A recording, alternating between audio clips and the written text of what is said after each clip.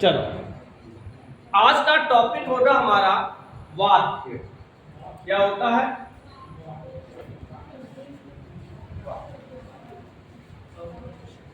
यहां से आपको लगभग 2 या 3 प्रश्न मिलेंगे। कितने मिलेंगे? जहां जहां भी हिंदी आती है तो 2-3 प्रश्न यहां से अवश्य मिल जाते हैं और बड़े सरल होते हैं। हम लोग करते क्या है कि वाक्य को सीधा पढ़ना शुरू कर देते हैं, जबकि वाक्य को परिभाषा से शुरू कीजिए कि वाक्य क्या है।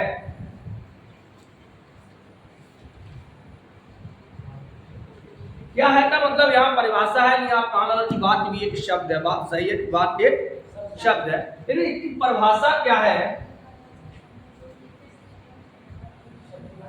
शब्दों का वह समूह जो एक स्वतंत्र अर्थ या अर्थ एवं भाव रखता है, उसे वाक्य कहते हैं। हमने यह नहीं लिखा कि शब्दों का वह सार्थक समूह। हमने क्या परिभाषा लिखी कि शब्दों का वह समूह जो एक स्वतंत्र अर्थ या भाव रखता हो, उसे हम तब भी सही हो जाएगा कि शब्दों का वह सार्थक समूह जो एक स्वतंत्र अर्थ या भाव रखता है, उसे भी हम वाक्य कहते हैं। अर्थ के आधार पर देखा जाए तो वाक्य भाषा की सबसे बड़ी इकाई है। आज एक चीज छोटी सी पहले समझ लीजिए, भाषा की सबसे छोटी इकाई होती है ध्वनि। ध्यान रखना, समझना इसको, इसके बाद वाक्य पे चर्चा होगी। भाषा की सबसे छोटी इकाई होती है ध्वनि। ध्वनियों के मेल से बनता है वर्ण। ध्वनियों के मेल से वर्ण, जिसे हम कहते हैं अक्षर। अब कभी कभी प्रश्न आ जाता है कि भाषा की सबसे छोटी इकाई और ध्वनि ऑप्शन में नहीं है, तो बाकी नीचे वालों रहोगे तो क्या होगा? अगर दोनों ऑप्शन में है तो फिर तो ध्वनि। भाषा की सबसे छोटी इकाई, लघुतम इकाई कौन सी है? ध्वनि के बाद वर्ण, वर्ण के बाद शब्द। अब फिर एक प्रश्न आता है, अर्थ के आधार पर भाषा की सबसे छोटी इकाई शब्द। अर्थ के आधार पर भाषा की सबसे छोटी इकाई शब्द। इसके बाद शब्द से क्या बनेगा? अब शब्दों का वह समूह, एक सार्थक समूह बनाओ या कोई समूह बनाओ जो एक स्वतंत्र अर्थ या भाव रखे, उसे कहते हैं हम वाक्य। तो वाक्य भाषा की सबसे अर्थवान पूर्ण इकाई है। वाक्य के बाद महावाक्य, जिसमें हमारी बड़ी बड़ी किताबें आ जाती हैं। अब एक चीज और समझ लीजिए, इसके बाद हम उस पर चर्चा करें, क्योंकि कंफ्यूजन बहुत ज्यादा हो जाता है कि भाषा की सबसे छोटी इकाई ध्वनि। यदि ध्वनि ऑप्शन में ना हो तो वर्ण। भाषा की अर्थ के आधार पर भाषा की सबसे छोटी इकाई शब्द, और अर्थ के आधार पर भाषा की सबसे बड़ी इकाई बात। एक प्रश्न फिर यहां से लेते हैं, लोग एक प्रश्न बना देते हैं कि उच्चारण के आधार पर भाषा की सबसे छोटी इकाई। भैया तब भी ध्वनि ही रहेगी, तब भी क्या रहेगी? क्योंकि ध्वनि की एक विशेषता है, और वो विशेषता है कि ध्वनि को हम तोड़ नहीं सकते। तोड़ सकते हैं? नहीं तोड़ सकते हैं। उसी प्रकार नहीं तोड़ सकते जैसे आ और का। ना तो हम का को तोड़ सकते हैं, ना आ को तोड़ सकते हैं। बताओ गलत कह रहे? क्या इसको हम तोड़ देंगे? नहीं तोड़ देंगे। तो उच्चारण तो होगा। जब अगर ध्वनि का उच्चारण ना होता हो तो हम का को कभी भी उच्चारित नहीं कर सकते। भाई इसी के सहयोग से तो बना। और इसमें जब आप का कहते हो तो किसका उच्चारण होता है? आ का उच्चारण होता है। तो ये सब बातें फालतू की हैं। उन्हें उच्चारण के आधार पर भाषा की सबसे छोटी इकाई हाँ तब कह सकते हैं, यदि हमारे पास ये ऑप्शन में ना हो तब हम कहेंगे वर्ण है। तब जब तक हाँ, और यदि प्रश्न है उच्चारण के आधार पर भाषा की सबसे छोटी इकाई, तब भी हम किसे कहेंगे? ध्वनि को कहेंगे। वर्ण नहीं होती है, लेकिन लोग लिखते हैं और चल रहा है। हाँ, चलो, तो आज हम लोग चर्चा करेंगे वाक्य पर और कोशिश करेंगे कि आपको थोड़ा बहुत संतुष्ट कर पाए। तो सबसे पहले वाक्य क्या है? वाक्य क्या है? तो शब्दों का, छोटी सी परिभाषा, शब्दों का एक सार्थक समूह। बस इतनी सी परिभाषा एक और हमने दे दी कि वर्णों का एक सार्थक समूह। जैसे हमने सार्थक शब्द कहेंगे तो सार्थक में होता है अर्थ सहित। वर्णों का एक सार्थक समूह जो एक अर्थ लिए होता है। अब आप इसमें अगर जोड़ना चाहो तो आप और जोड़ सकते हो कि जिसका अपना स्वतंत्र अर्थ हो, जिसका अपना स्वतंत्र भाव हो, उसे हम वाक्य कह सकते हैं। हर चीज को आप वाक्य नहीं कह पाएंगे। कुछ वाक्य इतने छोटे होते हैं कि वो अपने आप में पूर्ण होते हैं, और कुछ इतने बड़े होते हैं कि उनको लिखने में दिक्कत होती है। चलो देख लेते हैं। तो शब्दों का एक सार्थक समूह जो एक स्वतंत्र अर्थ एवं भाव रखता हो, क्या रखता हो? स्वतंत्र अर्थ रखता हो और एक भाव रखता हो, उसे हम वाक्य कहेंगे। हम एक शब्द लिख रहे हैं, राम ने भोजन पिया। राम ने भोजन पिया, क्योंकि परिभाषा को पहले देखिए, पहले परिभाषा देखिए कि शब्दों का एक सार्थक समूह जो एक स्वतंत्र अर्थ या भाव रखता है। क्या इस वाक्य में कोई भी निरर्थक शब्द है? नहीं है। क्या हम इस पूरे सिस्टम को वाक्य कह सकते हैं? नहीं कह सकते हैं। कैसे कह सकते हो बताओ?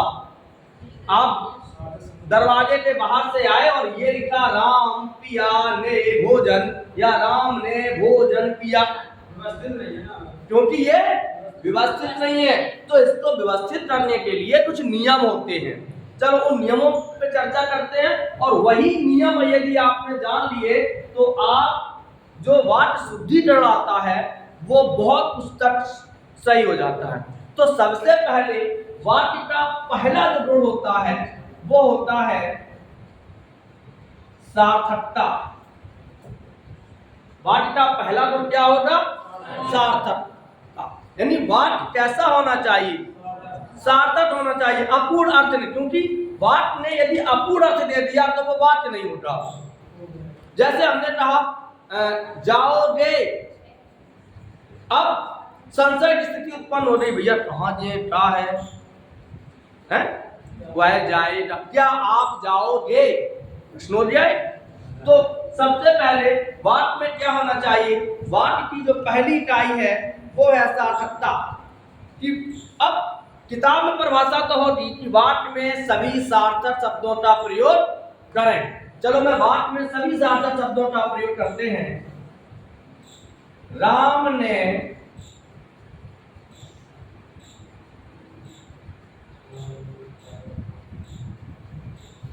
कलम से पढ़ा।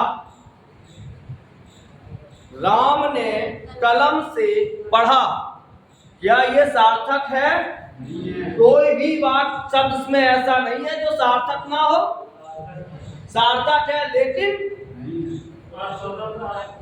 अपना अर्थ नहीं दे पा रहा है। क्या नहीं दे पा रहा है? अर्थ नहीं। यदि राम ने कलम से लिखा होता तो शब्द कैसा हो जाता? सही। इसका मतलब, सार्थकता का मतलब क्या है कि वाक्य में सार्थक शब्दों का प्रयोग तो हो, लेकिन उसका एक स्वतंत्र अर्थ और भाव हो। हमने सभी सार्थक शब्दों का प्रयोग किया कि राम ने कलम से पढ़ा। आपने कहा कि भाई गलत है सर, क्या होना चाहिए कि राम ने कलम से लिखा। तो सार्थकता का मतलब होता है कि सार्थक शब्दों का प्रयोग जरूरी है हो, लेकिन सार्थक शब्दों का प्रयोग होते हुए भी वो अपना एक स्वतंत्र अर्थ तो दे। अभी हमने लिखा था पढ़ा तो अर्थ नहीं दे रहा था, शब्द सार्थक थे इन अर्थ नहीं था। अगला चलते हैं। सार्थकता के बाद आता है निकटता। कौन सा? निकटता। निकटता को कह सकते हैं हम समीपता। अक्षर घने बेडरी बात, लिखने की है सुंदर भात। ये पहले बुजुर्ग लोग कहा करती थी। तो समीपता। अब हमने लिखा राम घर जाता है। क्या आप इसको वाक्य लिखोगे?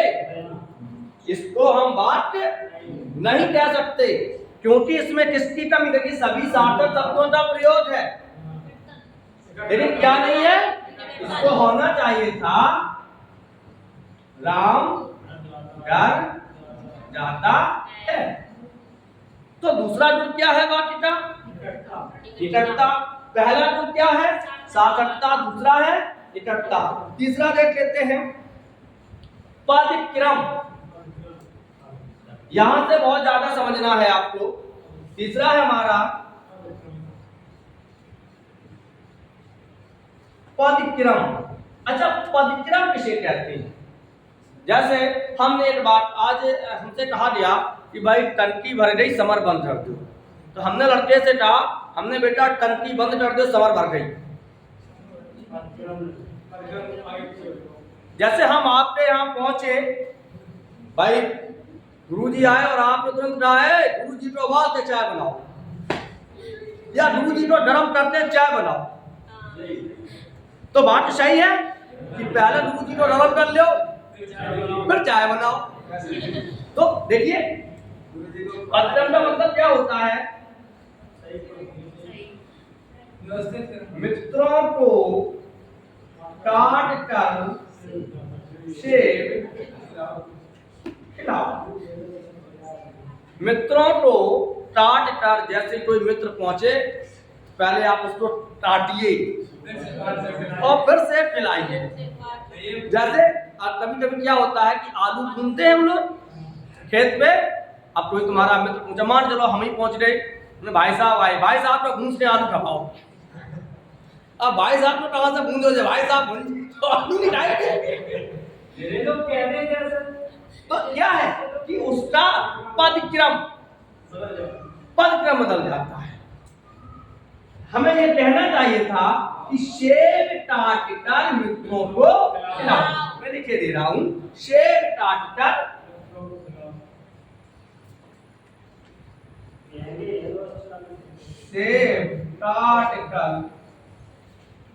मित्रों को खिलाओ। तो ये क्या है?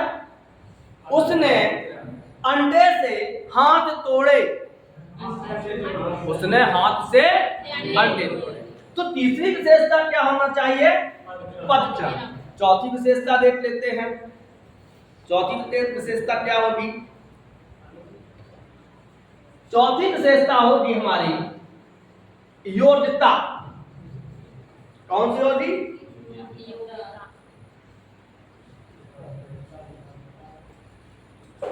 योग्यता किसे कहते हैं? कि शब्द जो वाक्य बना है, जो वाक्य बना है वो अपने अर्थ की योग्यता दिखता है, रखता है या नहीं रखता है, उस वो योग्यता का मतलब होता है। जैसे चाय खाई, चाय खाई, तो देखिए चाय पी जाती है। इसमें क्या है? सार्थकता भी है, निकटता भी है, पदक्रम सही है, लेकिन क्या सही नहीं है? योग्यता सही नहीं है। तो ये वाक्य गलत होगा। सार्थक शब्दों का प्रयोग है, निकटता भी है, पदक्रम भी सही है, लेकिन योग्यता गलत है। आज मैंने बहुत जी भर के रोटी पी, आज रोटी खाई। तो यहाँ पे पाई चाय खाई की जगह क्या होना चाहिए? चाय पी या चाय को पिया। तो ये योग्यता हो। 1 2 3 4। अगला आता है हमारा आकांक्षा। आई नहीं आज आकांक्षा पानी की वजह से। अच्छा, आकांक्षा किसे कहते हैं बताओ? आकांक्षा किसे कहते हैं? हाँ, आकांक्षा का मतलब होता है कि जो भी बात आपके सामने हो वो पूरा होना चाहिए। कैसा होना चाहिए? पूर्ण अर्थ दे। जैसे राम जाता है, राम जाता है। सार्थकता भी है, निकटता भी है, पदक्रम भी है, योग्यता भी है, लेकिन आकांक्षा नहीं है। जैसे घर पे आपसे कोई पूछे कहां जा, बोले जा रहे। अब आपने पूरा बात लिखा कि बस यहीं तक जा रहे। यहीं तक तो मतलब दिल्ली हुई थी। तो ये हालांकि देखिए ये सब चीजें नॉर्मल होती हैं क्योंकि ये सामाजिक मौखिक भाषा भी तो है, ये हमारे मौखिक भाषा। लेकिन जैसे कहें अब कोई आ जाए और हम कहें राम गया, तो ये बात अपने आप में पूर्ण है नहीं है, क्योंकि एक प्रश्न मैंने राम कहां गया।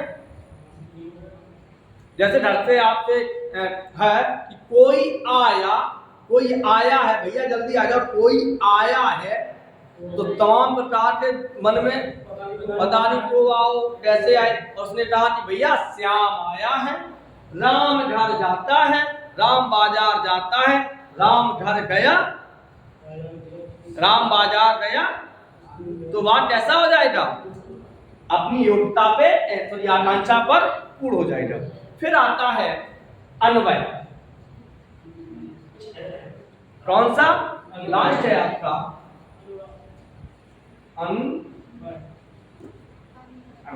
अन्वय का मतलब होता है मेल। कि यदि मेल वाक्य में कर्ता के अनुसार क्रिया है, मान के चलिए कर्ता पुल्लिंग का है, जैसे राम पढ़ रही, राम पुस्तक पढ़ रही है। अब देखिए राम पुस्तक पढ़ रही है। सबसे पहले देखो सार्थकता है, सही है, निकटता है, सही है, पदक्रम है, सही है, आकांक्षा है, सही है, योग्यता है, सही है, लेकिन अन्वय सही नहीं है। क्योंकि भाई यहां देखिए पढ़ रही है, क्रिया स्त्रीलिंग की है हमें, और कर्ता मेरा कैसा है? पुल्लिंग। अन्वय का मतलब क्या होता है? मेल। यदि कर्ता पुल्लिंग का है तो क्रिया पुल्लिंग की भी होनी चाहिए। राम पढ़ रहा है, नहीं, राम घर जाते हैं, राम घर। भाई यहां पर अन्वय का मतलब होता है कि कर्ता के साथ क्रिया का मेल। कर्ता एक वचन का है तो क्रिया एक वचन की होगी, कर्ता बहुवचन का है तो क्रिया बहुवचन की। आपको क्या करना है कि सबसे पहले वाक्य के कितने अंग हैं, अरे नहीं सॉरी, वाक्य के कितने तत्व हैं? तो कितने तत्व हैं? 6। वाक्य के कितने तत्व होते हैं? 6। पहला कौन सा है? दूसरा, तीसरा, चौथा, पांचवा और छठवा अन्वय। ये 6 तत्व हमारे वाक्य में होने चाहिए और इनके नाम याद होने चाहिए। कभी कभी वो क्या करते हैं कि निम्न में वाक्य का अंग नहीं है, हाँ? 1 4 इसमें 3 इसमें में से रखेंगे, और अब तो नया ऑप्शन आता है 1 से अधिक। ये नया ऑप्शन आ गया 1 से अधिक, लगता भाई को कर दी। हाँ पहले आता था और फिर लास्ट में आएगा इनमें से कोई नहीं। तो आप वाक्य के कितने तत्व हैं? 6। अब थोड़ा सा और आगे बढ़ते हैं। वाक्य के अंत,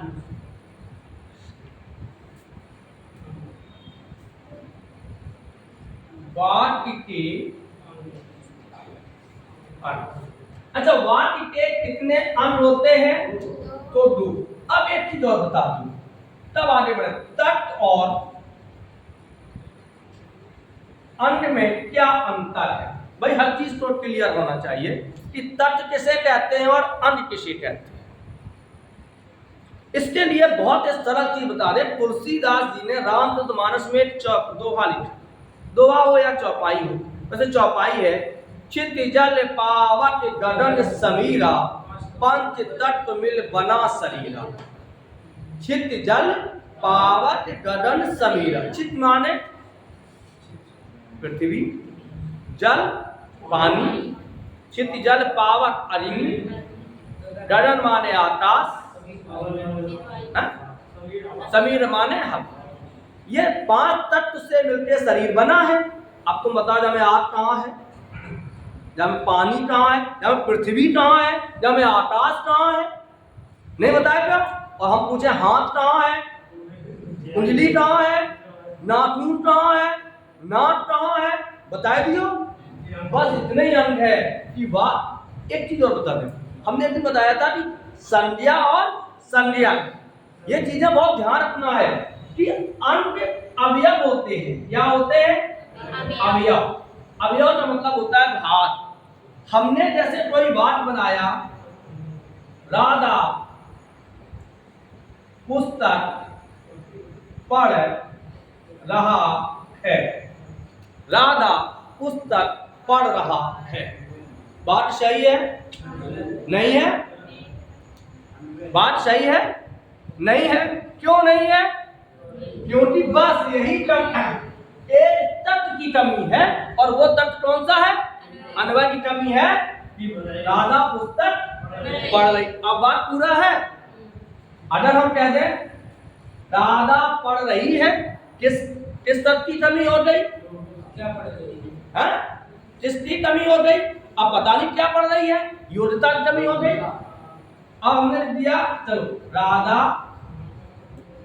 पुस्तक पढ़ रही है, तो हम इसमें से तत्व नहीं ढूंढ पाएंगे,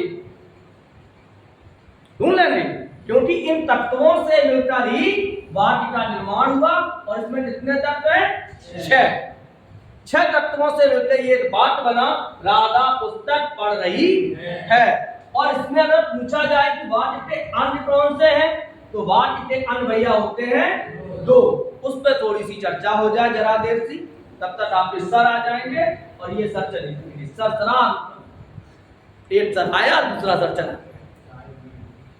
तो वाक्य के 2 अंग होते हैं भैया। कितने होते हैं? 2। पहला होता है आपका उद्देश्य और दूसरा होता है विधेय। एक होता है उद्देश्य और दूसरा होता है विधेय।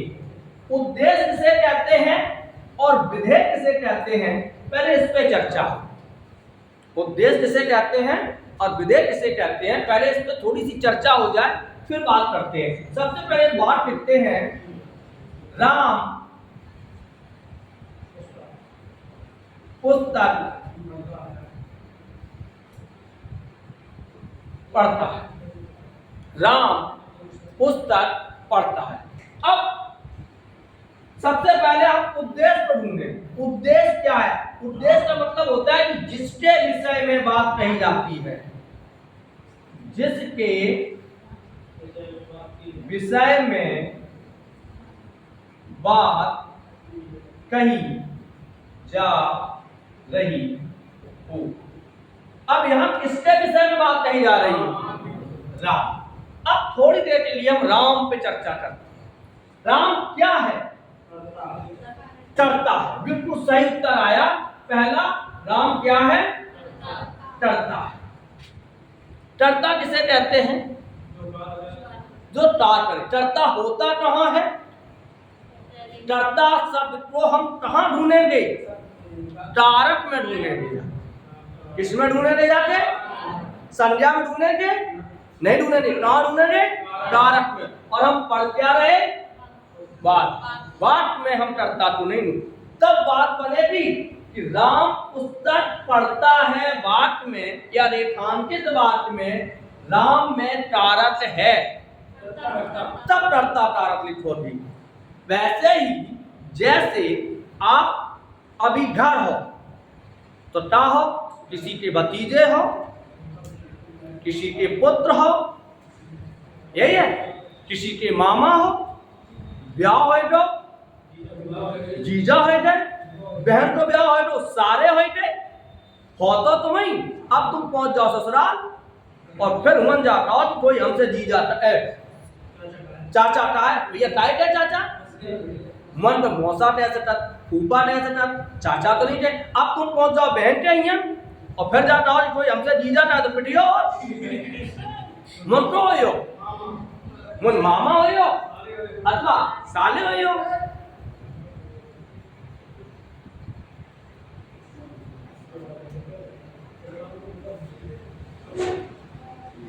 तो क्या है, जिसके विषय में बात की जाती है, पूछने का केवल ढंग वहां पे ध्यान रखो। राम पुस्तक पढ़ता है, वाक्य में राम है उद्देश्य। राम पुस्तक पढ़ता है, वाक्य में राम में कारक या रेखांकित शब्द में कारक है, कर्ता। क्लियर है? बस पूछने के ढंग को अगर पकड़ लिया,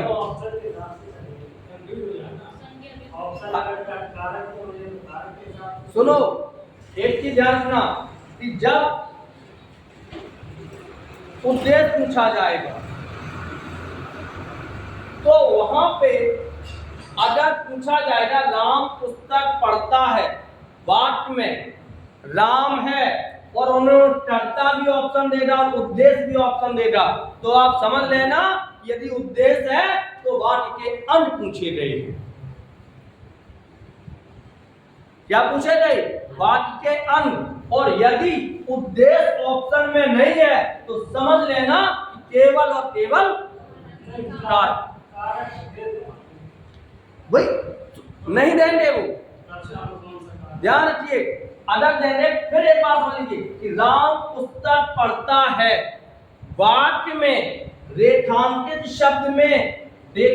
शब्द होगा, चलो हमने हटा दिया कारक, रेखांकित शब्द होगा, कर्ता, उद्देश्य, कर्म, तो आप समझ लेना क्या पूछा गया, वाक्य का अंत पूछा गया तो उद्देश्य होगा। और यदि पूछा गया कि राम पुस्तक पढ़ता है, वाक्य में राम है, कर्ता, करण, संप्रदान, अपादान, तो क्या होगा? कर्ता। ये दोनों जब ये कभी आएगा, जब वाक्य के अंत पूछे जाएंगे, ये उद्देश्य तभी आएगा। हाँ, यदि कर्ता और उद्देश्य दोनों ऑप्शन है तो आप समझ लेना कि वाक्य के अंत पूछे जाते हैं। और यदि ऑप्शन में नहीं है तो आप समझ लेना कि कारक में से पूछे। अब संज्ञा कब पूछी जाएगी? जब राम में संज्ञा पूछी जाएगी तो वहां ऑप्शन होंगे व्यक्तिवाचक, जातिवाचक, भाववाचक, फलाने वाचक, ठिकाने वाचक, का मतलब है तो संज्ञा पहचान लोगे। अब आगे बढ़ते हैं। तो वाक्य में जिसके विषय में बात होती है, जिसके विषय में चर्चा होती है, उसे हम उद्देश्य कहते हैं। यहाँ किसके विषय में चर्चा हो रही है? राम के विषय में। तो राम क्या हो गया? उद्देश्य हो गया। कोई दिक्कत, परेशानी, समस्या, प्रॉब्लम? फिर बात आती है विधेय। विधेय किसे कहते हैं और विधेय क्या है? सबसे पहले तो विधेय को समझते हैं। जो बात उद्देश्य के विषय में कही जाए या की जाए, तो क्या बात की जा रही है? कौन सी बात राम के विषय में कही जा रही है? पढ़ना। अच्छा, पढ़ना क्या है? ऑप्शन आएगा आपका क्रिया। सही है। जब क्रिया पूछी जाएगी तो वहां दिया जाएगा सटर्मा कटर्मा का पूर्व तमाम प्रकार। लेकिन यदि अन्य में पूछा जाएगा तो फिर वही बात, राम पुस्तक पढ़ता है, वाक्य में पढ़ना है, क्रिया टर्म विधेय, तो क्या लिखोगे आप? विधेय लिखोगे, फिर क्रिया। क्योंकि इन दो शब्दों का प्रयोग जब ही होगा जब वाक्य के अन्य पूछे जाएंगे। यदि वाक्य के अन्य नहीं पूछे जाएंगे तो इन दोनों ऑप्शनों को कभी रखा भी नहीं जाता। क्योंकि यदि आपने फिर चाहे उद्देश्य लगा दिया चाहे कर्ता लगा दिया, आपको मानो जे, लेकिन यदि उद्देश्य सामने है तो कर्ता कभी भी नहीं माना जाएगा। खूब ऑप्शन लगाया, कोर्ट नहीं और सुप्रीम कोर्ट चली गई, नहीं माना, क्योंकि हमने वाक्य के अन्य पूछे हैं, और अन्य पूछे हैं तो अन्य के जगह मैंने उद्देश्य रखा है। क्योंकि वहां कर्ता जब पूछा जाएगा वो कहेगा वहां कि हमने कारक कहां पूछा था। हाँ, हिंदी में कारक 8 होते हैं, मूल रूप से कारक 6 होते हैं। ये ध्यान रखना कि संबंध और संबोधन को कारक नहीं माना जाता है जी। आगे बढ़ते हैं। तो वाक्य के अंग होते, वाक्य के कितने अंग हैं? 2। वाक्य के कितने तत्व हैं? 6। अब थोड़ा सा यहीं पे चलते हैं, वाक्य के भेद और चर्चा कर लें, फिर कल आगे वाक्य के भेदों पर विवरण करेंगे।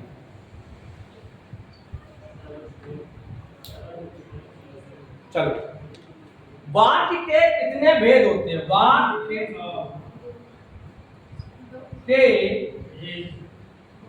भेद कितने होते हैं? 2। वाक्य के कितने भेद होते हैं? यही छोटे छोटे प्रश्न गलत करते हैं, तो फिर छाती फुला तो हाँ हम सही रखो, गलत टेक्स्ट हुई। वाक्य के कितने भेद होते हैं? 2 भेद होते हैं।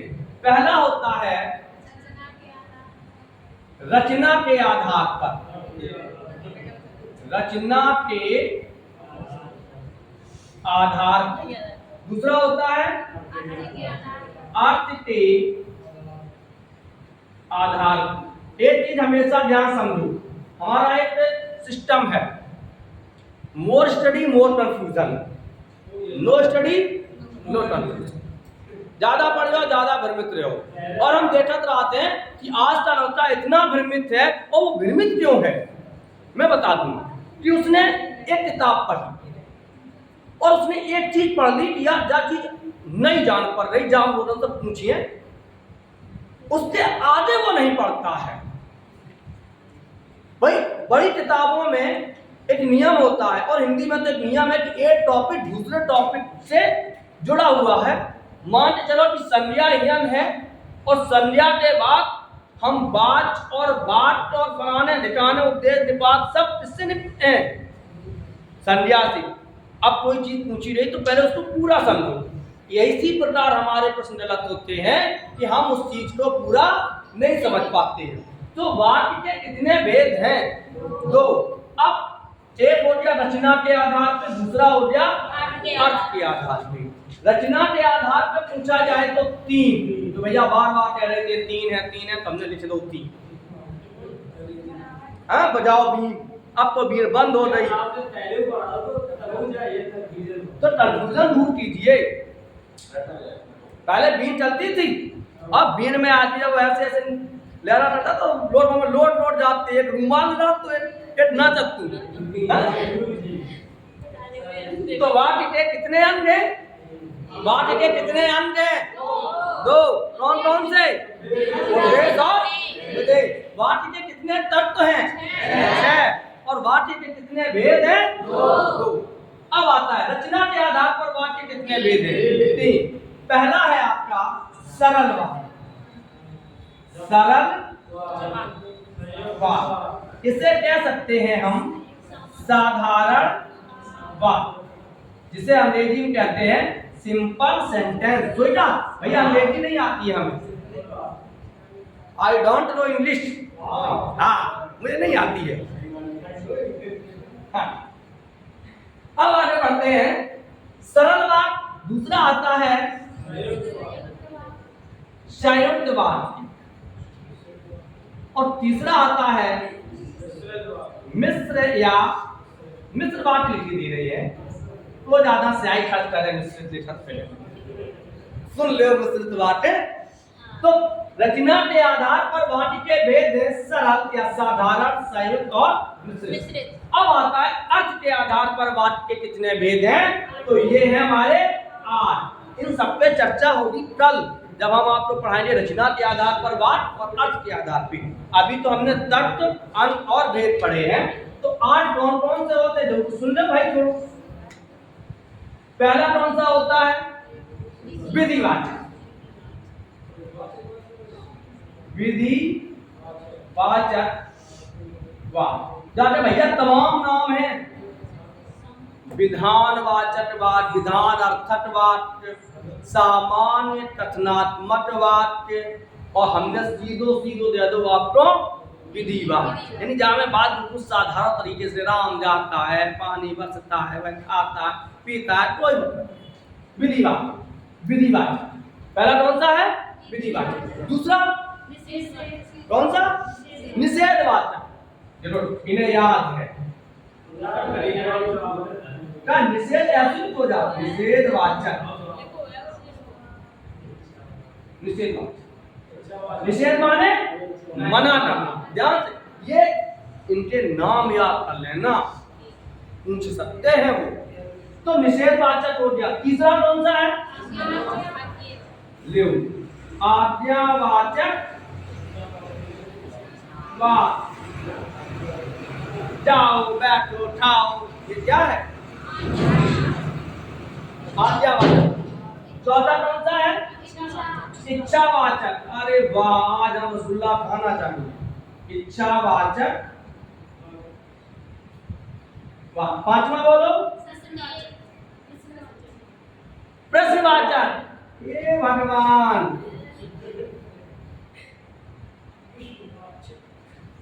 प्रश्नवाचक वाह। छठवां बोलो, विस्मयवाचक वाक्य। ये लिख दे। सातवां बोलो, संकेतवाचक।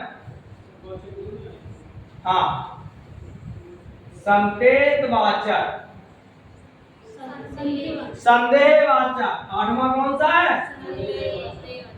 संदेहवाचक।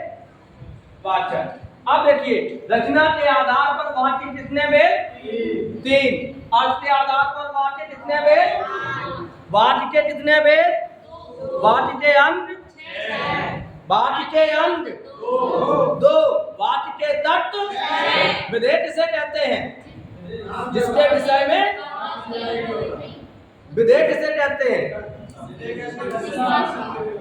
यानी कि उद्देश्य के विषय में कही जाने वाली बात। उद्देश्य किसे कहते हैं, जिसके विषय में बात हो। तो आज हम लोगों ने वाक्य के अंगों के बारे में जाना, वाक्य के तत्वों के बारे में जाना, वाक्य के भेदों के बारे में जाना।